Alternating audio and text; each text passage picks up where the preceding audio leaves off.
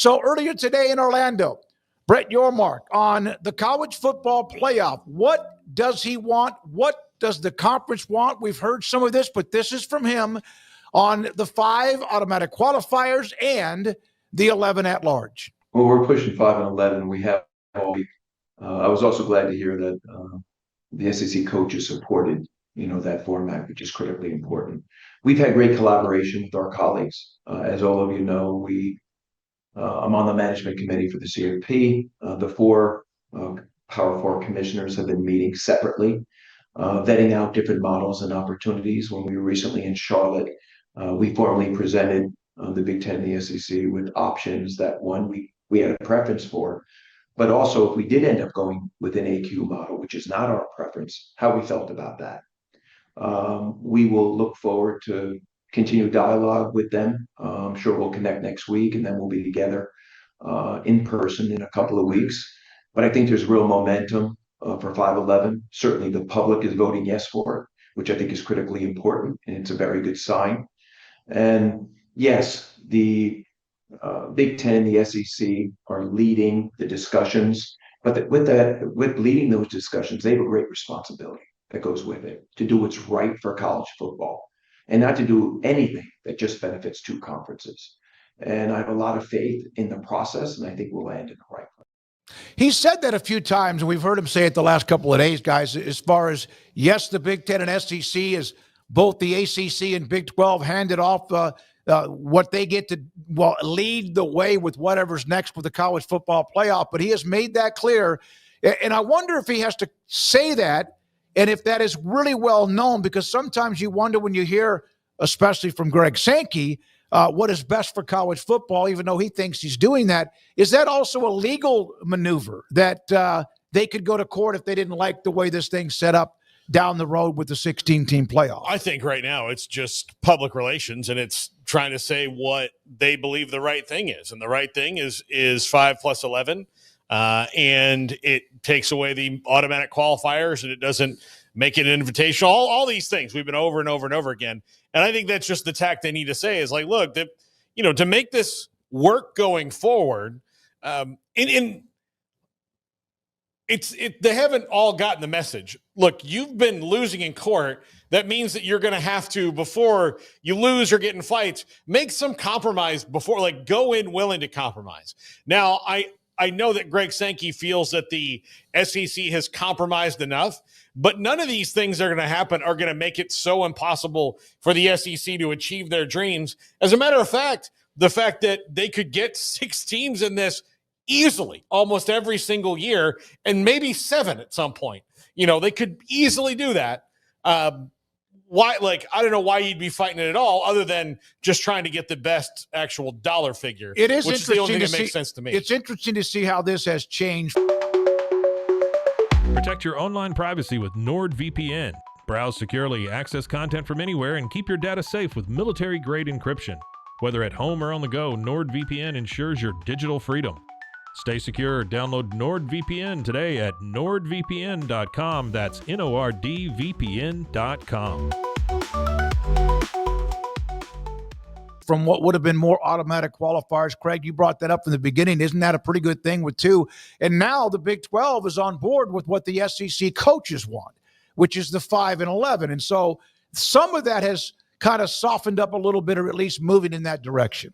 Is that what the SEC coaches want? I don't know. I think the coaches all said they wanted 5 plus 11. Okay. Now the talk in Destin was they asked Greg Sankey, okay, the coaches all seem to want 5 plus 11 because the coaches are like, well, that's better. Now I don't have to worry about, and again, because they do think that every other conference is beneath them, they don't have to worry about a bid stealer getting a second bid that they wouldn't deem worthy. They think this is better because it gives them more of a shot to make it, which is true. I think every coach except maybe one said that they wanted the 5 plus the 11. So at that large, was, but the disconnect came when they asked Greg Sankey, well, how do the athletic directors and the presidents feel about that? And he's like, well, they don't all share the same view as the coaches. And you're like, oh, so the people who know less up the line are the ones making the decisions. Mm-hmm. Yeah, I'm clarifying on who wanted that. And so, yeah, it was the athletic directors. And I think when you start pointing the finger at who the people are that really do not care about college football as a whole, it's not Greg Sankey and it's not the coaches, it's the SEC athletic directors.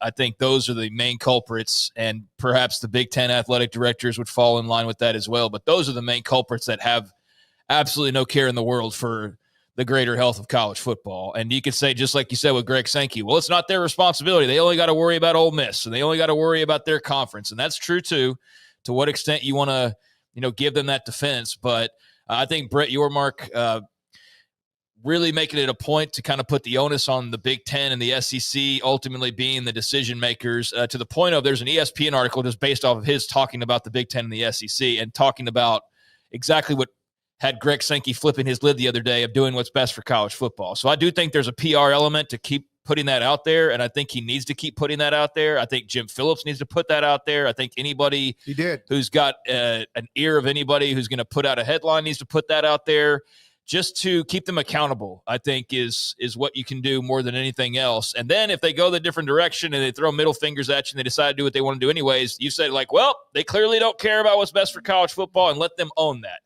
But I don't think Sankey just got a little out of sorts. It's not like he flipped his lid and threw it. It wasn't anything crazy, but it clearly that was a barb that he did not like, because it's exactly where he went when he got the microphone. Was I don't need to hear about the benefit of the best of college football. So I think that's an alley that you keep going down if you're Yormark and everybody else, about just keep hammering that they need to do what's best for college football. And what's best for college football is what's best for the fans. So ultimately, that's what they should be doing. It should be about what's best for the overall game. So yeah, keep driving that point home.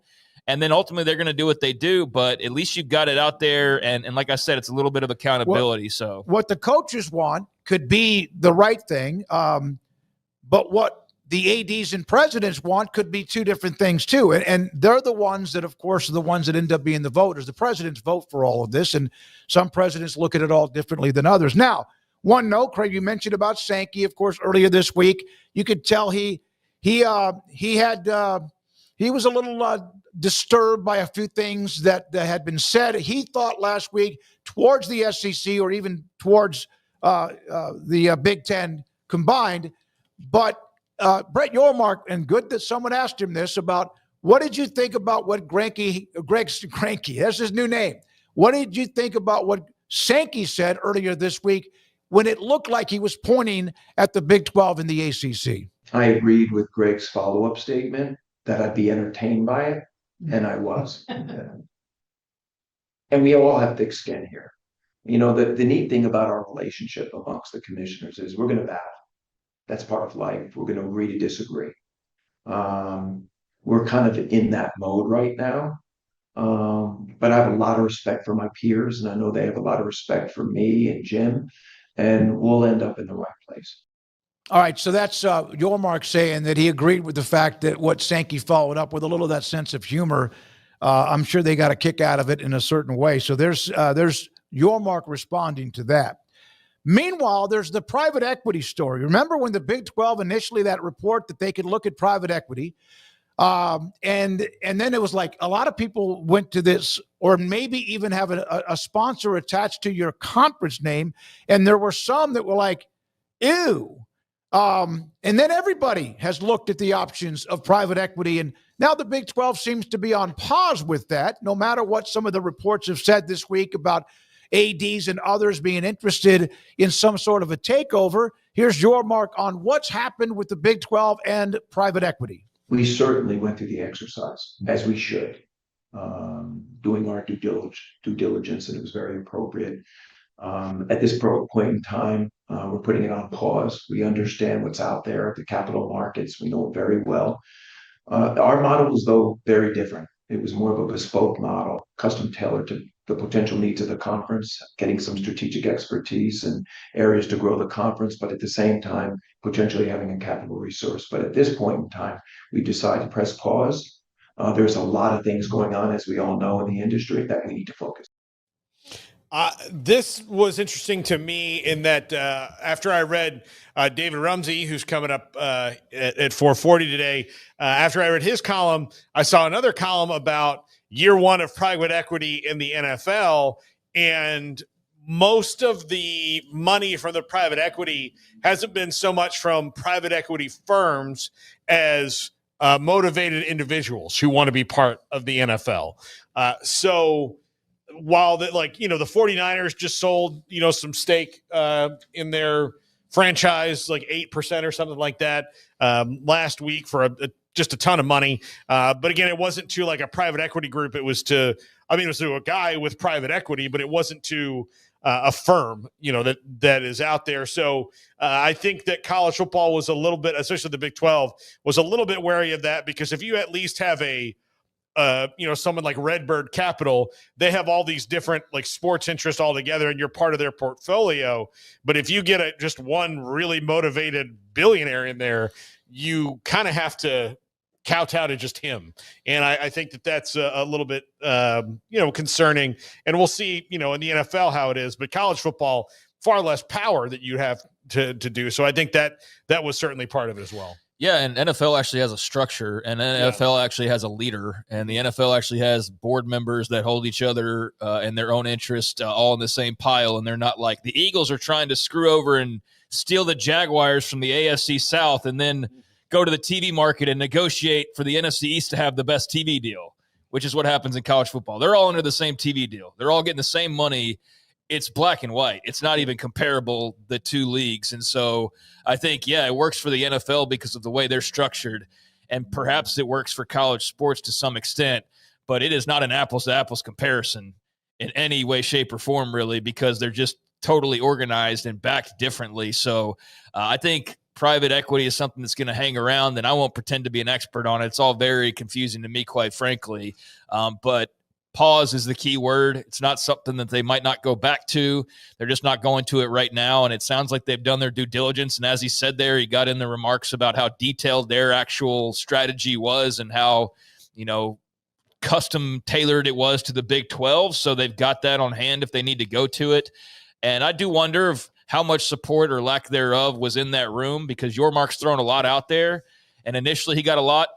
There's a lot of stuff going on and accomplished, it felt like. And then feels like there's been some things that they've presented that haven't, been authorized here lately. So I like that he's still putting stuff out there. You just wonder, like, what's the next thing going to be where they actually all get on board with it and they run with it. But it not being private equity is fine with me, because the story, when it boils down to it, whether you are somewhat confused by it like I am or wherever you are, now is not the time to be rolling around and throwing out private equity when you have absolutely no idea what the playoff looks like in 2 years, much less your conference makeup in 5 to 10 or whatever. So I do think there are more pressing matters at the moment.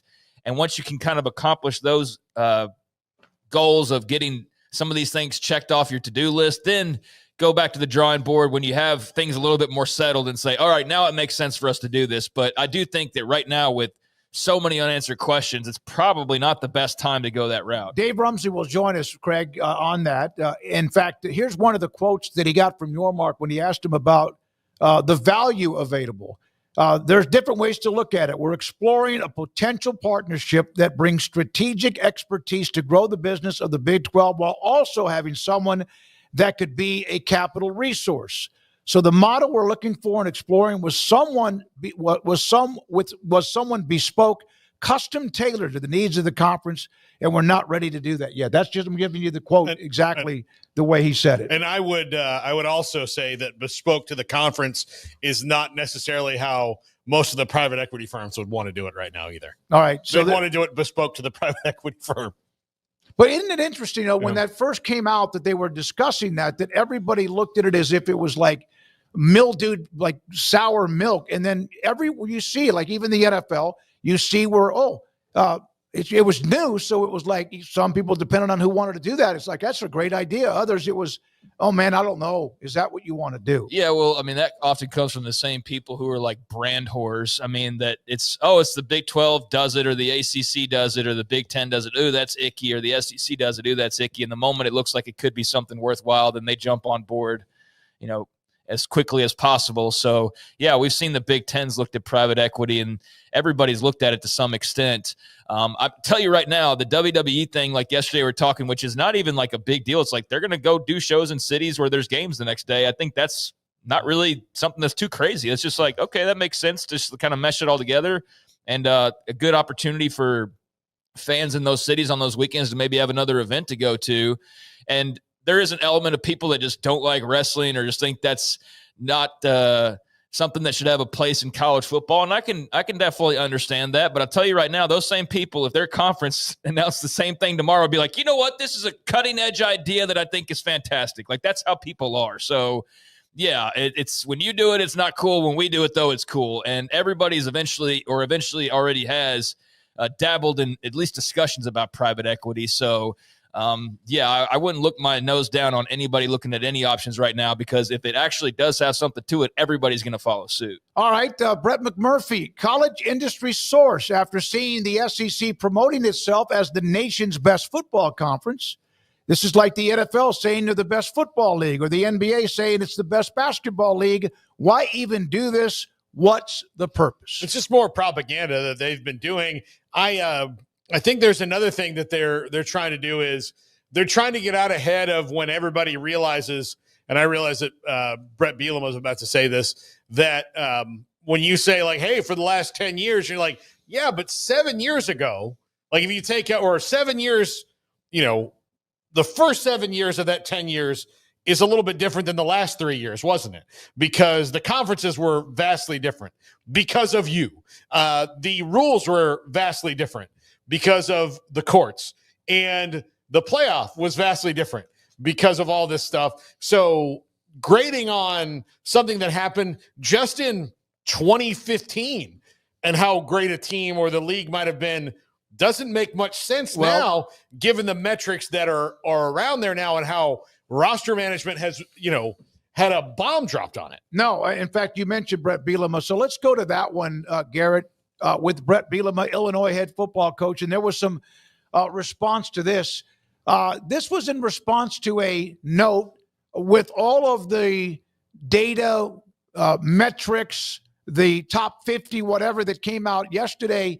Brett Bielema at Illinois, great work headed into the weekend. Maybe have this extremely talented working group look at running the numbers on the last 2 years where legal NIL and portal transfer rules have balanced rosters like never before. Look at head-to-head, same time frame, head-to-head with Power 4, especially with a possible Big Ten versus SEC challenge. And there's no better reality than recent history for reality, maybe 25 season playoffs and bowl matchups head-to-head. Can't wait for that press release. Now, he said that, and the very first response was, well, some said, hey, good for you. And some was, you were 11-29 at Arkansas when you were the coach in the SEC. And then, of course, he even responded to that. But there's Brett Bielema, the Illinois coach, saying, okay, all this looks great, but let's look deeper into the numbers. Yeah, I mean, I appreciate him going online and giving his 2 cents and at least stirring the pot a little bit more. And yeah, he didn't have a lot of success at Arkansas, but he's had a lot of time in the game, and now he's been in both conferences, and he's got a first row view of the game and kind of how it operates now. And I think, he's doing what he would do or what you would do and expect him to do as a coach in the Big Ten. He's defending the Big Ten and defending other non-SEC leagues. And so I think there's a lot of people that probably appreciate that it's not just a line of propaganda that we've kind of been fed all week long coming out of those meetings. Where were those meetings? Destin, right? Destin, I think out of Florida, Destin. So, I mean, you can definitely pick this apart. You can point out his record at Arkansas, but it doesn't change anything that he said here because number one is correct. Number two, I mean, I don't know the numbers off top, but obviously he mentioned that for a reason. And then number three, the Big Ten's won the last 2 national championships. For all the talking and squawking going on, they have done that. He's doing nothing any different than Lane Kiffin does at times, or numerous other coaches. So he's just doing the Big Ten version of that. So I see nothing wrong with it. If you like it when Lane Kiffin trolls people, then Brett Bielema, you should be fine with that as well. And if you're not, then you're just showing your actual colors. But the printouts that the SEC did give out at meetings, I understand why they did that, but it was straight propaganda. That was like the definition of propaganda. So they felt the need to do that for whatever reason. I'm not going to look too deep into it, but that was absolutely propaganda. And I like that this week, like I said before, I'm not anti-SEC, but I do like that since they've had the microphone, that everybody's not just sitting back and just giving them the floor and just taking it, basically. I like that people are pushing back on it. You could tell it makes them a little bit uneasy, but they're going to fight back too. And look, man, everything right now is stressful for everybody, including them, including the halves in general, including the Big Ten. Everybody's just trying to wrap their arms around what's going on right now. So it's just it's an interesting time. Everybody's a little sensitive. Everybody's very defensive. And just hope on the other side of all this that we get some laughs out of it. But ultimately, the best is done for the game of college football. And that's all I think anybody's really trying to ensure, except for maybe the SEC presidents that want to just, take every spot and not worry about everybody else.